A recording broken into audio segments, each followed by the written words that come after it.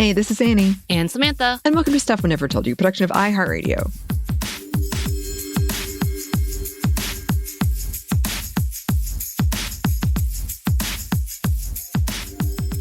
And we are at the end of the 2025 AAPI History Month in the U.S., so we thought we would talk about a few AAPI organizations that are working to advocate for their community in the U.S. And of course, as we usually say, these are just a few of the many different organizations around the country.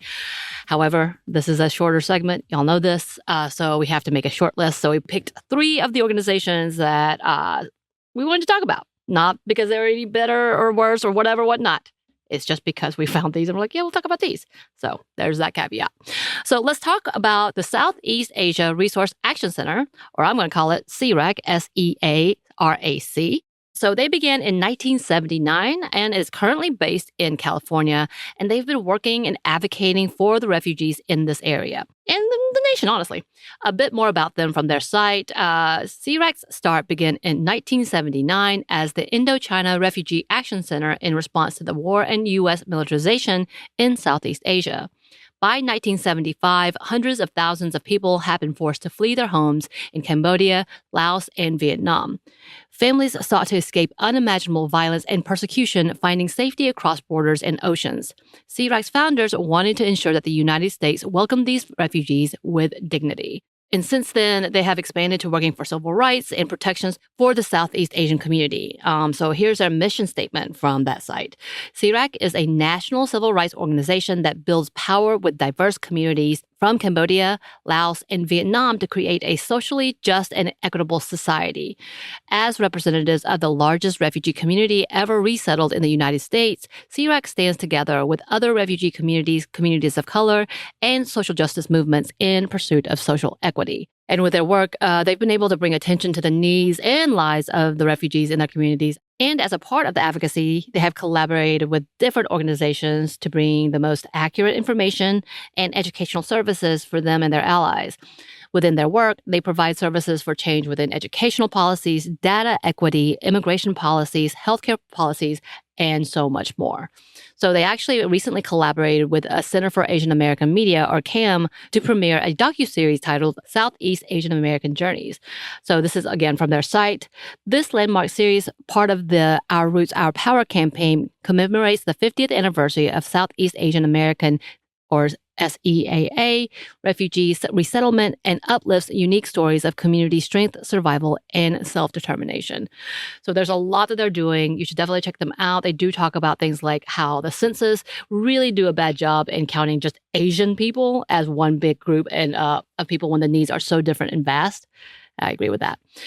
And then next we have the Asian Americans Advancing Justice, or AAAJ. The organization has been around since 1991 in Washington, D.C., and this is from their site, advancingjustice-aajc.org. Rooted in the dreams of immigrants and inspired by the promise of opportunity, Asian Americans Advancing Justice, AAJC, advocates for an America in which all Americans can benefit equally from and contribute to the American dream. Our mission is to advance the civil and human rights of Asian Americans and to build and promote a fair and equitable society for all. And it goes on, Advancing Justice is the voice for the Asian American community, the fastest growing population in the U.S., fighting for our civil rights through education, litigation, and public policy advocacy. We serve to empower our communities by bringing local and national constituencies together and ensuring Asian Americans are able to participate fully in our democracy.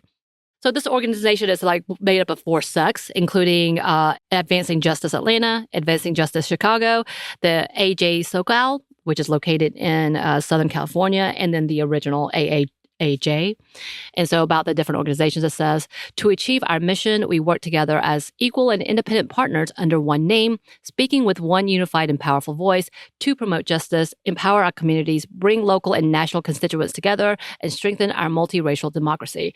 And I will say, under the first administration of Trump, the AAAJ Atlanta worked tirelessly for the refugees and the immigration population and making sure in creating a lot of legal help as well as policy changes.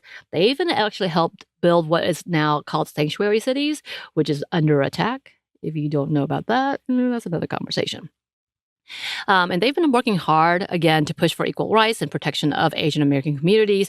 Each organization have been working to ensure that they are protecting the community within the country, offering services such as legal services for immigration issues, civil rights litigation, and to protect and empower refugees, and of course, people of color, and working to fight within policy advocacy. So again, a lot of amazing work. And one more before we stop talking about these organizations for today, because we're going to keep talking about them. AAPI Women Lead. This organization is another one of my favorites, and I've been following them for a little while now. So if you haven't, you should go check them out. So who are they? According to their site, aapiwl.org, AAPI Women Lead is a queer, feminist, survivor-led, and former sex worker-led, community-based, intergenerational organization that works to end violence against Asian, Native Hawaiian, and Pacific Islander, ANHPI, women, girls, and non-binary communities. Our organization is led by ANHPI women, girls, and non-binary communities in solidarity with Black, Indigenous, and other communities of color. So they use transformative justice as a part of ending the violence, and also create solidarity and community within their organizations. And again, for the people that they advocate for, they really push to be unified. It's led by co-founders Dr. Kaniwan and Jenny. It doesn't have a last name, so Jenny, thank you, Jenny. And they've been working to uplift Asian women and, again, non-binary communities through stories, education, and advocacy, as well as research. Again, a little bit about their approach from their site, quote, "Our approach is a feminist, matriarchal, queer, community-driven, and community and survivor-centered. Our work is rooted in relationships, transformative justice, and solidarity. We are informed by our community's collective needs, expansive knowledge, and progressive, radical, and powerful approaches to creating a new world." And a bit more about their work, they say, "Through community-driven research and education, healing, wellness, and power-building programs, as well as our community events, our organization amplifies and creates platforms to build upon the histories of resistance of Asian, Native Hawaiian, and Pacific Islander women, girls, in our gender-expansive communities, and to mobilize towards progressive social change. Our work encourages our community to tell their stories, to heal, and to organize towards the end of violence against and within our communities, and to create a new world." If you don't remember the violence that happened against the Asian women in Atlanta several years ago, this was kind of one of the reactionary responses in coming together and understanding that this bigger picture of intersectionality when it comes to fighting together for the rights of everyone is to start at, the most persecuted. As we talk about, when we talk about solidarity with the Black communities, solidarity with the Black women, this is their kind of initiative. So really amazing work. If you have a chance, you should go and check all of these sites. They do have Instagrams. They do have, all the social media. I think a few of them have TikToks. You can check that out as well. And of course, if you have any suggestions, let us know. Yes, please do let us know. We're always looking for those. You can email us at hello@stuffwhatevertoldyou.com. You can find us on Blue Sky at Mom's the Podcast, or on Instagram and TikTok at Stuff Whatever Told You. We're also on YouTube. We have a TeePublic store, and we have a book you can get wherever you get your books. Thanks as always to our super producer Christina, our executive producer Maya, and our contributor Joey. Thank you. And thanks to you for listening. Stuff I Never Told You is a production of iHeartRadio. For more podcasts from iHeartRadio, you can check out the iHeartRadio app, Apple Podcasts, wherever you listen to your favorite shows.